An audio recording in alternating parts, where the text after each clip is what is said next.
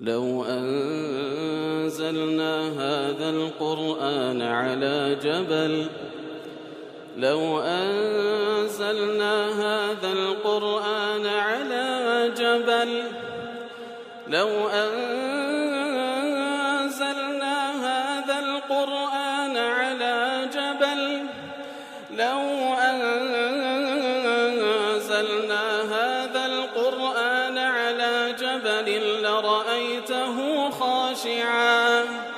لرأيته خاشعا متصدعا من خشية الله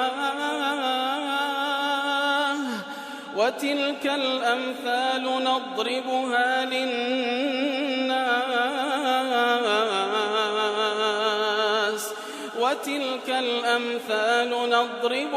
للناس لعلهم يتفكرون. الحمد لله والصلاة والسلام على رسول الله وعلى آله وصحبه ومن والاه. السلام عليكم ورحمة الله. برزان خوش حالم لواني 466 لواني كاين تفسير القرآن بيروز بيم وخزمتان فمن بست رزامدي رب العالمين وهبادان ايوي ازي سودي لور بقرن. أعوذ بالله من الشيطان الرجيم. بسم الله الرحمن الرحيم. إلا الذين تابوا من قبل أن تقدروا عليهم فاعلموا أن الله غفور رحيم. بالخوشوستان وكلا واني رابردو واني بيشو تريش باسمان لو آتو آت بيشو تركر كوا رب العالمين سبحانه وتعالى باز لسزاء وكسان دكان كوا محاربي خوا وبيغمبري خوا دكان وهروها فسادي لسروي زوي دكان ريغري دكان خلشي دكوجن خلشي تالان دكان سزان اويا كوا بكوجرين چاک بکوژرێن چاک لە خاز بدرێن یان چاک لە خاز بدرێن یان دەست و پێیان لە خلاف ببڕدێتەوە واتە ڕاستە و چۆپە یان ئەوتە نەفی بکرێن لە سەر ڕووی زەوی لەبەرەوەی سزای ئەوانە کە ڕێسوابن لە دنیا و لە قیامەتش سزایکی گەورە چاڕوانیان دەکات ئیلا ئەوانەی کەوا تەوبە دەکەن پێش ئەوەی دەستگیر بکرێن ئەوە بزانن رب العالمين غفور رحيم. أو زليردا هندشت من باس كدو زورشت بابن زورشت دي كش مع دربارة وآتانا باس يبكين يقلواني كباس ما كإشارات ما هذا بكرتي عندك لزانان وكو إمام أبو حنيفة رحمة الله بدل السزاء أو كسانة وايا كوالت سياو تصولو لصحراء كان أو كار أنزام ده اللي بروي لنا وشار ولا أو جاء أوداني أنا وأنا ناتو أو كار أنزام بلام رأي جمهور علماء بابرين بتابتي هرسي صار مذهب إمام مالك إمام شافعي إمام أحمد دارين نخير أو لحرت شين دري أو كار أنزام دن لشاربي لجندبي لهر أودانك لسياو تصولو لهر جاء بي أو سزانا لخالة شديك. اختلف الفقهاء في معنى التخيير في قوله تعالى لرده كاتك وأخوي قرد فرمي سزاء أو كسانو إيه بكجرين أو يان لخاز بدرين يان دست بيان ببردل لخلاف يان نفي بكرين لرده ما نهيتسيا هندق لا زانان دفرمون الآية تدل على التخيير بين هذه الأجزية كواتا هندق لزانان دلين كواتا أخوي قرد سبحانه وتعالى دلين يكلو سزاء نبران بريان زيب كان فمتى خرج المحاربون بقطع الطريق هركاتك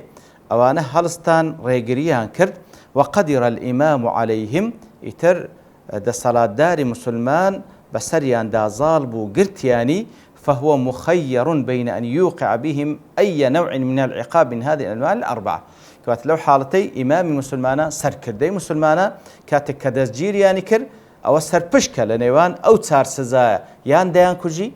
يان أوتا لخازي هانددا يان تدستبيان دبري يان أوتا نفي عندك وتمخيرة حتى ولو لم يقتلوا ولم يأخذوا مالا حتى أجر خلش شان كشتبي حتى وكو مال شان نبربي ما داموا قد اجتمعوا وقصدوا تهديد أمن الناس ما دام كوبوين ولا بوي كواكاني شو أنزامدن إمام مسلمان سركردي مسلمان لو حالتين مخيرة هر كاريك هر سزاق لو صار سزاق بران بريان زيبك فالمسألة متروكة لتقدير الحاكم. كواتا لو حالتا دلين حاكم وسركردي مسلمان مخيرة سربشكة كهر سزايق بمناسبة دزاين بران بريان لو صار سزاق بابكاري بيني وعليه أن يوقع بهم ما يراه مناسبا لزجرهم. كواتا هر سزاق لو صار سزاق بيوا مناسبة وقنزا ولا بويهي بكاري بيني وجعلهم عبرة لغيرهم وهرواتاو كبيان كتعبرا لبو غير إخوان ليردا سركرده مخيرة هر يك لو تار سزا لسريان زيب كاتن ئەوە ڕەئی کۆمەڵێک لە زانان بەڵام کۆمەڵێشتری زانایان کە ڕەئی ئەوان زیاتر بەڕاستی لەگەڵ ڕوحی ئاەتکە دەگونجێ دەڵێ الآية تدل على ترتيب الأحكام وتوزيعها على ما يليق بها من الجنايات کە دەڵێ ئەو ئاەتە کە بەو چار سزایی بە ئەو لە نێوانیان هەیەواتە یان ئەوەتە یان ئەوەتیان ئەوەتە دەڵێ مقابل بۆیەکەوە ئەوان تاوانێک ئەنجام بدەن تاوەکو لە مقابلدا ئەو سزانیان بەرامبەر ئەنجام بدرێ أي أو لتنويع العقوبات على حسب طبيعة الجرائم كواتل اللي ذكرت في أو لابد تنويعه لابد إيوان سد جريمتان أنزام دا أو سزاي كمقابل بود جريمة ميدان دا أنزام دا أو ذا فإذا قتل هؤلاء المحاربون غيرهم وأخذوا مالهم أجر أو كسانة خلشي شيان دا كشت مالي شيان دا برد قتلوا وصلبوا هم دا كجرينوا هم لخاتج دادرين وإذا قتلوا فقط قتلوا أجر بس بكجن مال نبن أو هذا كجرينه وإذا أخذوا المال فحسب أجر بس تنها مال خلشي بنكجن قطعت أيديهم وأرجلهم من خلاف أو دستو بيان من خلاف دبر دريو كوتمان دستي راس دقر بيسب يعني كل بيسوانه وإذا تجمعوا واتفقوا على ارتكاب الجرائم بلام أجر تنها كوبو بنوا اتفاق يعني كربوا لسرويكوا أو زريمان أنزام بدن من غير أن يرتكبوا بالفعل بلام هش يقلوش تاني أنزام نداب تنها اتفاق يعني كربوا كوا أو كاران أنزام بدن هش تشان أنزام ندابو لو حالتي نفوا من الأرض تنها نفي دكرين كواتا أو تفصيلان بدا علماء أجر هم بكجن هم ماليش ببن أو هم دكجرين هم لخاتش ددرين أجر تنها ما كشتيتيان تنها دا كجرينو اگر تنها ماليان برديه خلچان نكشتيه او تنها دستبيان دبريتو اگر كوبوينوا لو او جريمان انزام دم بلام هشتا انزاميان ندايا او لو حالتي نفي ذكرين للصروي زبي يتر بوشيوي دلين فعلا او لبو تنويعه لزمان عربي كوات لبو تنويع عقوبه كيانا ورأي كيتري شيك قلت دڵێ ئیمام یاخود سەرکردەی مسلمان مخەیەرە لەوەی کەوا هەر یەک لەو سزانە ئەنجام بدات بۆی کەوا بزانین مناسبە و لە نەتیجەدا خەڵکی خراپەکار ئەو سزایە توندەی ئیمام ببین بەرامبەر بۆ کارانێک کە ئەنجام دەدا دەبیتە ئەوەی کەوا ئەوانش پند وەربگرن جارێشکە کاری وە ئەنجام نەدەن حتا لە خاڵش کە دەی وإذا كان المحاربون ئەوانەی کەوا محاربە دەکەن ئەو کۆمەڵێ کەسێکن فالواحد منهم باشر القتل بنفسه يعني تمشاك كومالك لوانا بدست جمعي اوانا او تعدى وريقري دكن يتر جيش نكسك باشر القتل بنفسه يقلوانا يقلو كومالا كسيشي كشت بلام ببالبشتي او كاينتر يقلوانا كسكي كشت ببالبشتي او كاينتر والباقون له اعوان وردء له وباقيش ككومالك بون اوانا هاتبون نفرتشان قد يقلوانا كشتي أو أنتكش بهالبشتي أو كسبون فقد قيل إنه يقتل المباشر فقط هندك دزان دارن تنها أو كسيكا كشتي أوي عندك كجريتوا بلام رأي جمهور علماء والجمهور على أن الجميع يقتلون ولو كانوا 100 سبحان الله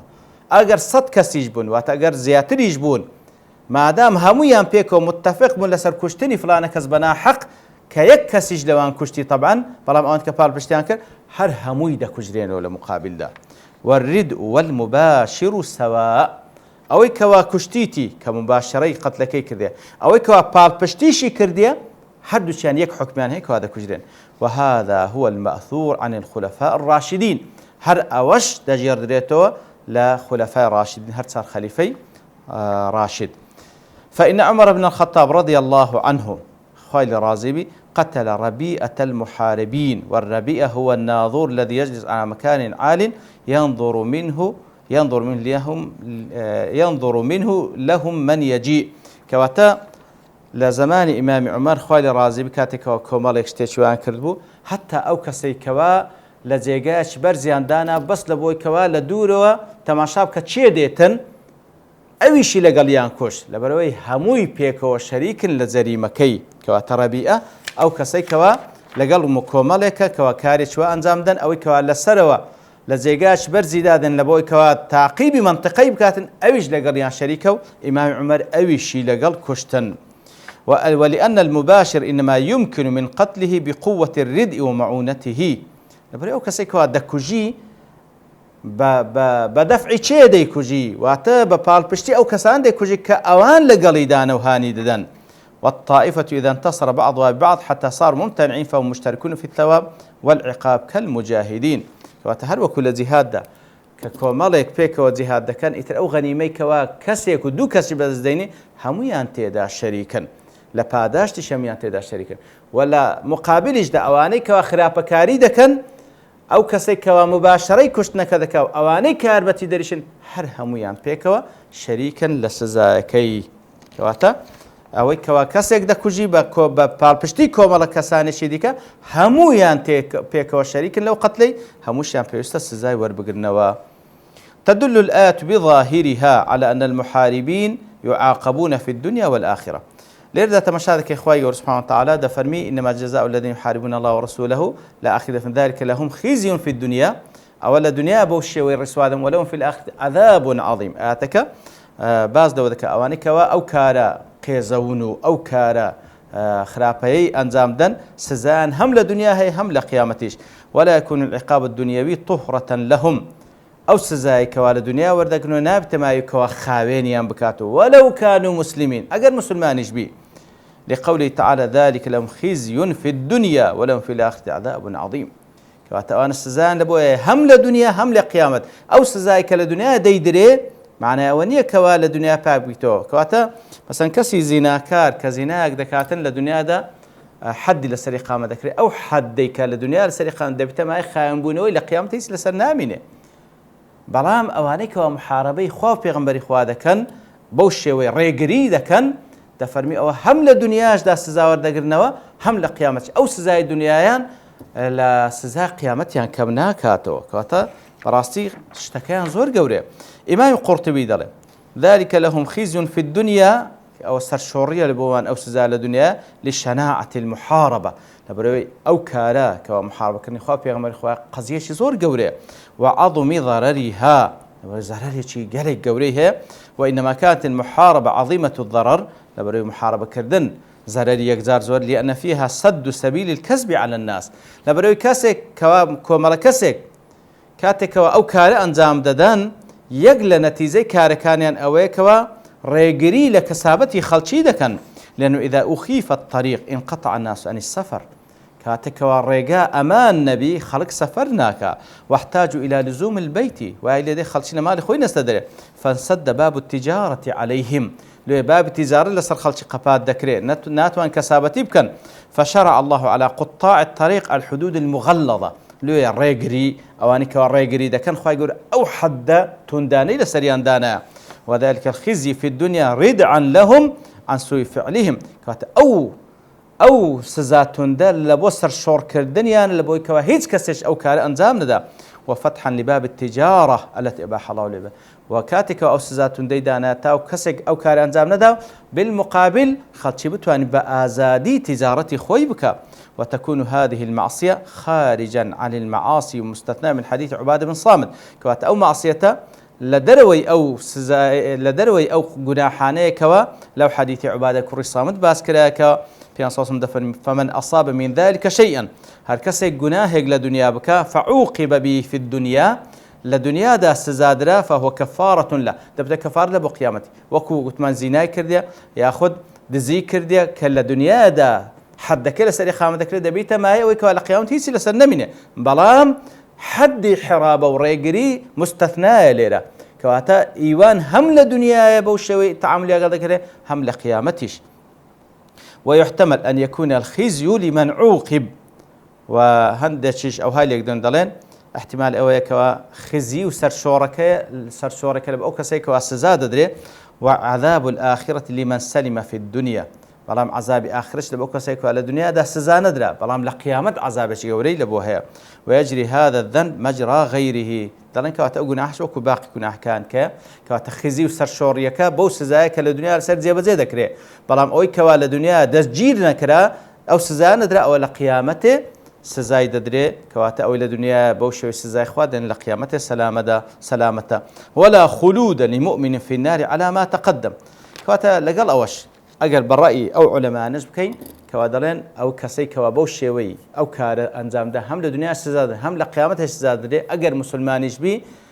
بەڵام لەگەڵ ئەوەش خۆ معنای ئەوە نییە مادام مسلمانە و موحیدە و شەریش لە خوای گەورە بڕیانەدرا لە قیامەتێ سزاش بدرێ بەڵام وەکو اعتقادی ئەهل السنە والجەماعە ئەهلی تەوحید هەرچەندە گوناحباریش بن بەڵێ سزا دەدرێ ئەگەر خوای گەورە بێ و سزای بدە بەڵام هەتایە لا جهنم نامينيتوا ولكن يعظم عقابه لعظم ذنبه بەڵام ئەو کەسەی کەوا گوناهی گەورەی کردێ وەکو ڕێگری و ئەوانە باڵێ سزای گەورە دەدرێ بەڵام مادام ئەهلی تەوحیدە يخرج إما بالشفاعة ئەو جایان بە شەفاعەتی شەفاعەتکاران وەکو پێغەمبەران عەلەیهیمۇ الصلاة والسلام دەردەچی لە ئاگر لە کۆتاییدا وإما بالقبضة یانوتە لە دوای شفاعەتکاران خوای گەورە قەبضەیەک دەکات ناو ئاگر ئەهلی تەوحید ئەوەی مای تۆ لێوێن دەرێ دەریان دەینی وهذا الوعيد كغيره مقيد بالمشيئة ئیتر ئەو وعیدە و ئەو هەڕەشەی خوای گەورەش مقيدة بمشيئة خواي قولواته إن شاء عذبه وإن شاء غفر له أو عقيدة أهل السنة وجماعة والله أعلم كواتا بريزان أوي كوا سزاد للدنيا لقيامته سزاد دري تكواده فرميتن عندك لزانان دفرمون أوي كوا سزاد للدنيا لقيامته سلسل نامني أجا مسلمان بي هەندێک دەڵێن لە دنیاش سزا دەدرێ لە قیامەت سزا دەدرێ بەڵام ئەوەی کەوا دەڵێ لە قیامەتش سزا دەدرێت کە ئەوەی ئەهلی تەوحیدە بەڵێ سزا دەدرێ لە بەرەوەی جەریمەی گەوری ئەنجامدە بەڵام لە عاقبەتی هەر لە جەهەنەم نامینێتەوە هەتا وەکو من کافر و مشریکان ئیتر بە شەفاعەتی شەفاعەتکاران یاخود بە قەبضەی خوای گەورە سوبحانه وتعالى دەریان دەینیتن مهم ئەهلی تەوحید هەرچەندە گوناحباریش بی هەتا لە جەهەنەم نامینێتەوە إن شاء عذبه وإن شاء غفر له أو عقيدة أهل السنة والجماعة دمينته مثلا أو كسي كتوبة دكاتن فيش أو كوا دزجير بكري سزاكر سرزي بزيادة كريانا أو بابتك دمينته لبو وانيدا هاتو بشتواني خواي قورا وصلى الله وسلم على نبينا محمد وعلى آله وصحبه أجمعين وآخر دعوانا الحمد لله رب العالمين لو أنزلنا هذا القرآن على جبل لرأيته خاشعا متصدعا من خشية الله